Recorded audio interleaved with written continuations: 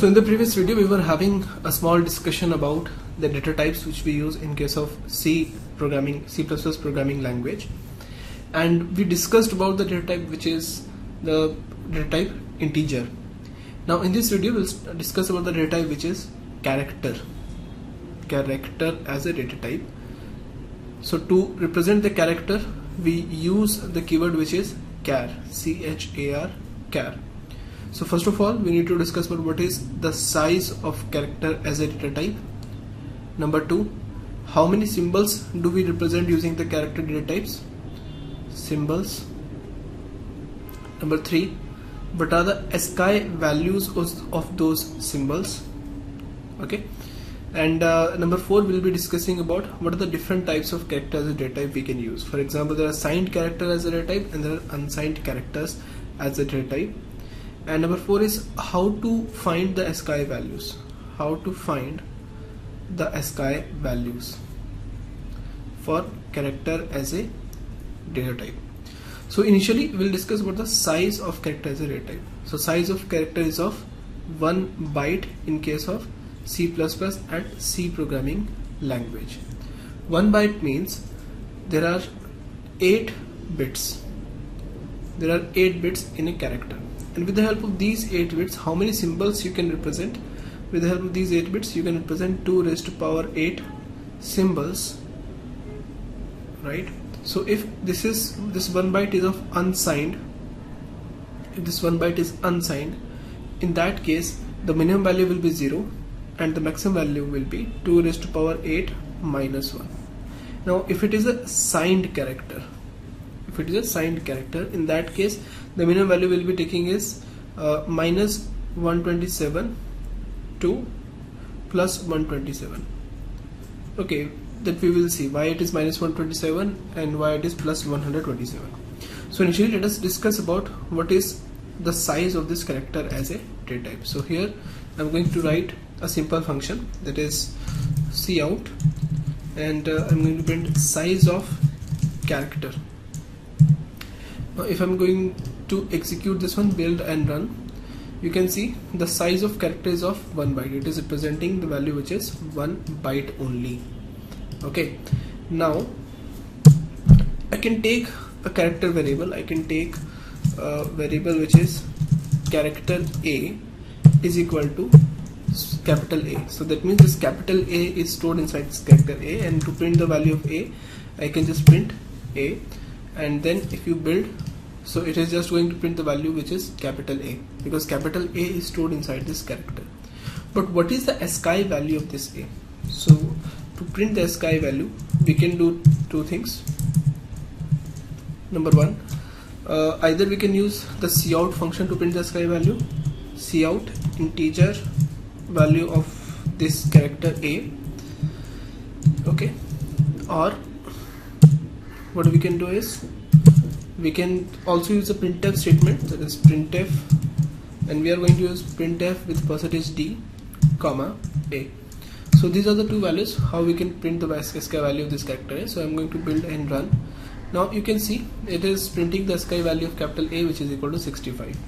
Now I think most of you already know what is the ASCII values or how we represent the ASCII values. There are some common ASCII values which you should know.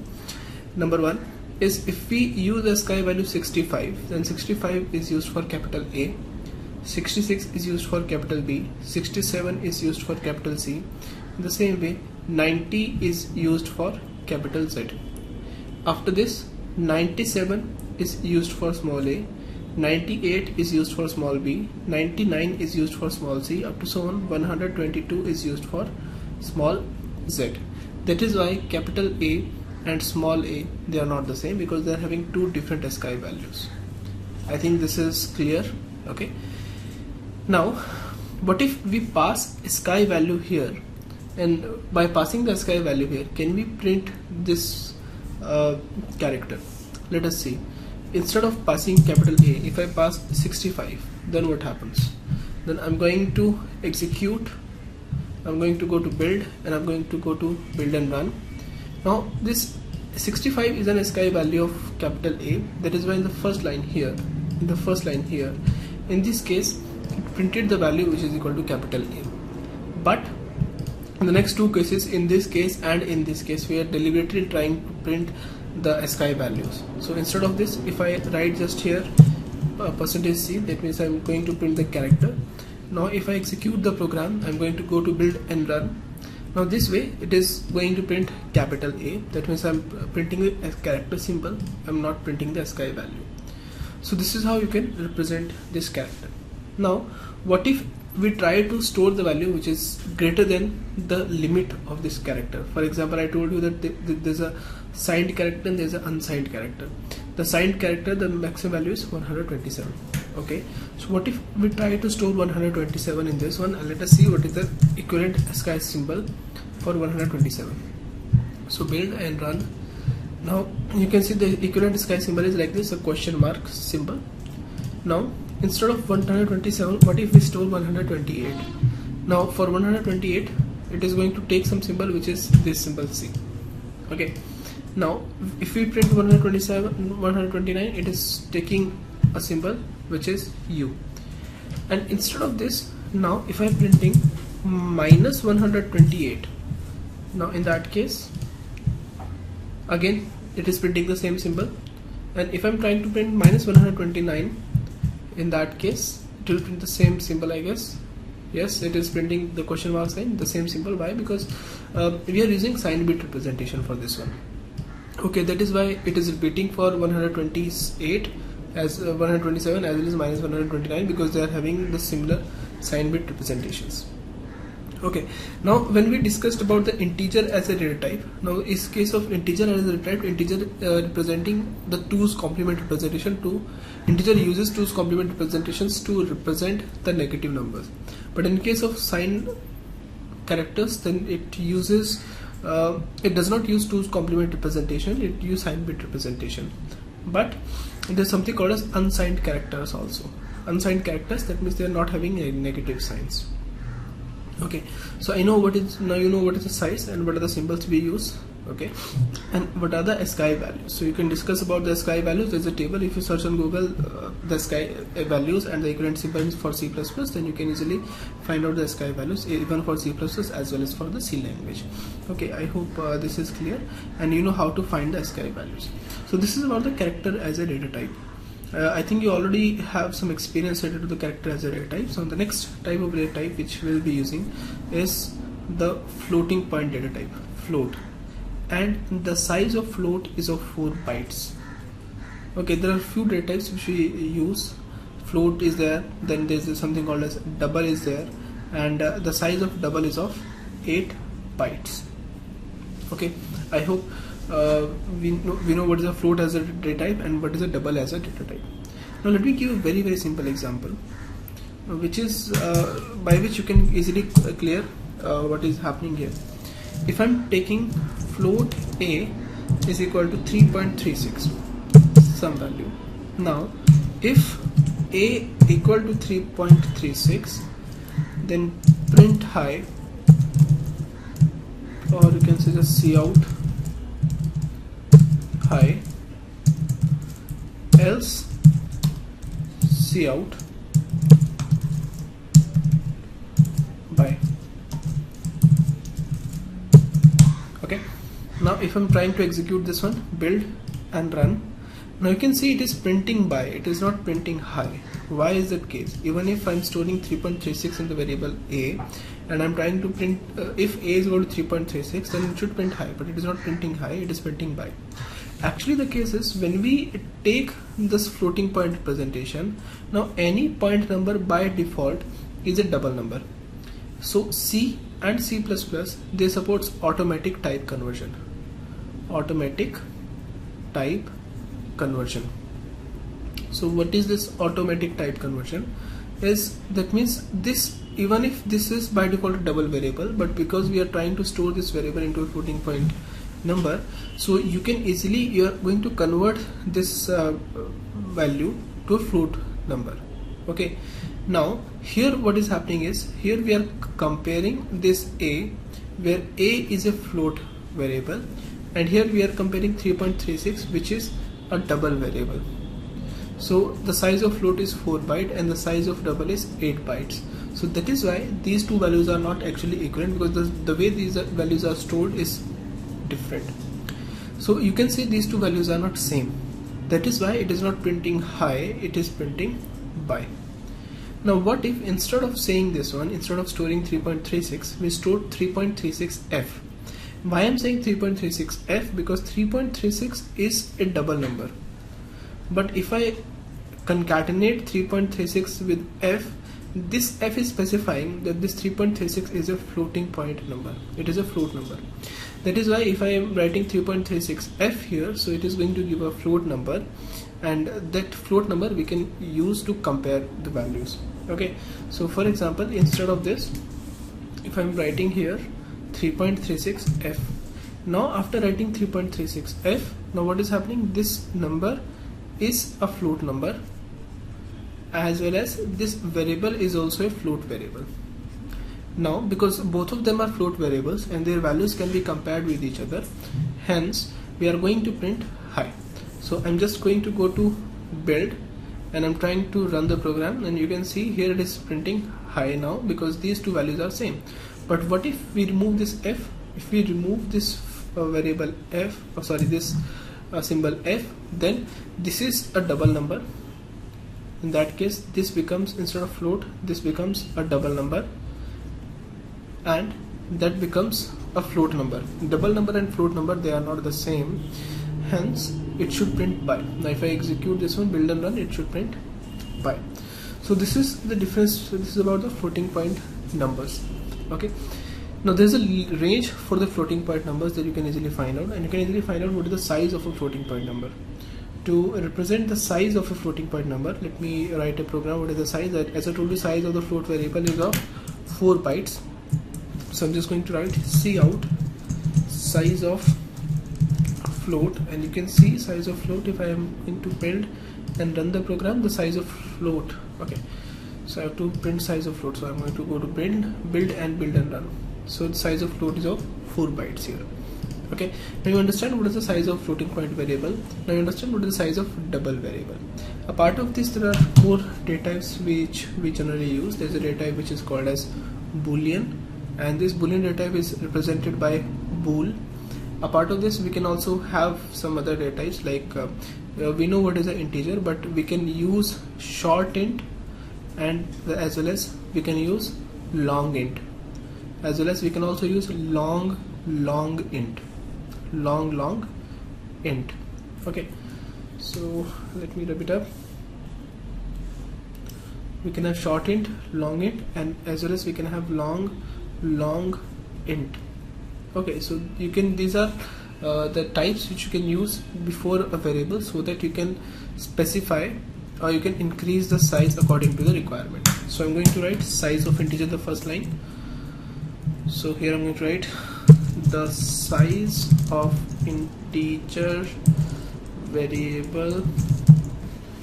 Let me have it. Integer variable is size of integer.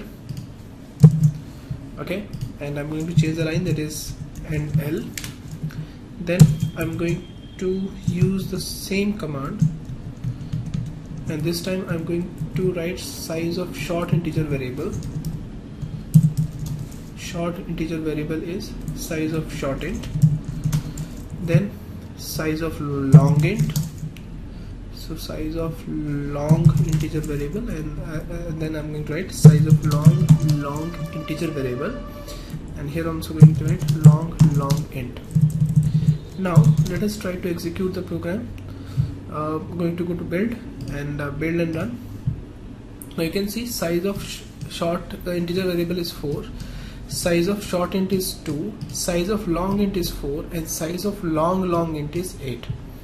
Okay, so this is the size which are given. I'm just again going to build and run. So size of integer is 4, short int is 2, long int is 4, and long int is 8. Do we have a variable which is long int? So I'm just going to make a simple change here, and this time I'm going to write 3 times long int. Do we have a long int variable? So I'm going to write long int. build and run, and you can see there's an error here because it is saying that we do not have long int because it is a very too long variable for GCC. And when you can see here in the logs, so you can see error long is too long for GCC, so which is one error, 0 warning. So this is not an warning, this is a typical error which is saying this long int is not available for the use. Okay, so hence we cannot use long int. I hope this is clear. Now in the same way we can have characters. Can we have short character and long character? Let us try. So we can use cout size of character variable is, so this is, I'm going to write size of character and L. That's fine because size of character is not a problem, it is of 1 byte. I'm just going to build and run. It is going to say size of character is of 1 byte. That's fine. Now here if I'm going to write size of short character, do we have short character? No, we don't have short character. Even if I'm writing short character, you can see it is going to give us an error. So it is saying there's an error, and this error is saying that error long or short specified with character of type name.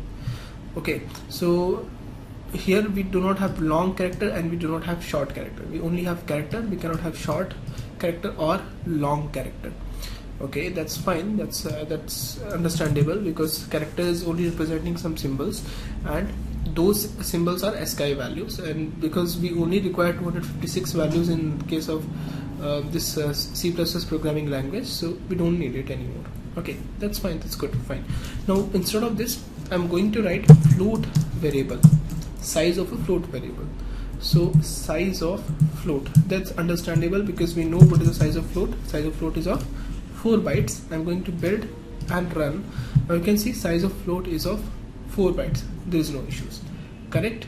Now what if we want to see, do we have long float? Do we have long float? Let us try to say long float. Now this long float does not exist. Why it does not exist? Because float variable is correct on already of type 4 bytes, but if we try to increase long float, then maybe we want to increase it to 8 bytes. But for the 8 bytes, they already exist a data type which is a double. Okay, so I'm going to write build and run. So again it is going to give an error. So it is saying the long invalid for type name. So here the long, we cannot use long for the float variable, correct? So obviously if we cannot use long, then we cannot use long float obviously, and as well as we don't have a short float. In the same way, if we have a double as a data type, double variable, now the size of double is of 8 byte. We know this one, and I'm just going to write build and run. Now here it is saying size of double is of 8 bytes. Can we have long double? Can we have long double? Now this is interesting here. Can we have long double? And yes, we use long double. Let us try to see, do we have long double? So I'm going to build and run, and it is perfectly running, but now this time the size is saying long double variable is of 16 bytes. But keep in mind that when I'm saying long double variable, the size of long double variable is not actually 16 byte, it is dependent on system to system, because I executed this long double on a different compiler and I got the size of long double as 12 bytes, and here with the help of code blocks GCC I'm getting the size of long double as 16 bytes. So long double does exist, but for the long double the size of the long double variable is not fixed. You can get as 12 byte as a size of long double variable, as well as you can get a 16 byte as a size of long double variable. I hope this is clear. Now if we have long double, can we have long double? Can we have long double? Now this long double does not exist.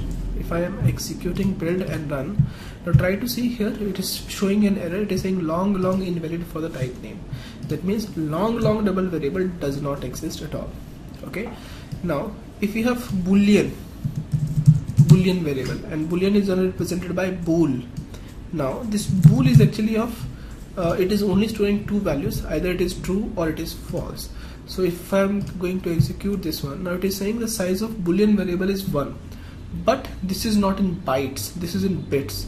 So size of boolean variable is in bits, this is in bits. Okay, so it is only of 1 bit, because it only have to store a value which is true, or it only have to store a value which is false. Now if we have signed int, unsigned int, signed character, unsigned character, their values are, the size is always the same. The only thing is we are just eliminating the negative values for characters which are signed and unsigned. Okay, the same way for integers which are signed integers as well as for the unsigned integers. Okay, now we discussed some of these data variables, and these are the only data variables which we'll be using for our program, for our purposes. And I think this is enough, because still there are a lot of things you can make out of this one. For example, we can have unsigned long integer, we can have signed long integer, we can have unsigned short integer, we can have signed short integer. So all the dependencies we are just eliminating this negative numbers. For example, if you just talk about integers, then integers further it can be either it can be integer, or you can use short int, or you can use long int, or you can use long int. Okay, so we got four varieties of integer: short integer, short int, long int, and long int. Size of integer is 4 bytes, size of short int is of 2 bytes, size of long int is of 4 bytes, and size of long int is of 8 bytes, right? And again, all these can be of two types. Number one, they can be of signed as well as they can be unsigned. This is a further of two types: signed and unsigned, signed and unsigned, signed and unsigned. And what is the range of the signed integer? For signed integer, it's always the minimum value will always be 2 raised to power minus of 2 raised to power n minus 1 to maximum plus of 2 raised to power n minus 1 minus 1. But for unsigned integer, the minimum value will be 0 to maximum value 2 raised to power n minus 1. Okay, this is valid in all these cases where n is a number of bits. For example, the first case, the integer is of 4 bytes. 4 bytes means there are 32 bytes. So the minimum value will be 2 raised to power 31 minus, or maximum value will be plus 2 raised to power 31 minus 1. Okay, but what if we discuss about there's something called a short int. Now for the short int, the minimum value will be for the signed short int, the minimum value will be minus 2 raised to power 15 to maximum value plus 2 raised to power 15 minus 1. And this is the value which we generally remember, or which is generally given in the books. So it is minus 32768 to plus 32767. So the problem is people do not understand how you got these values, and they just try to cram these values, but they do not know the basics or logic behind how you are getting these kind of values.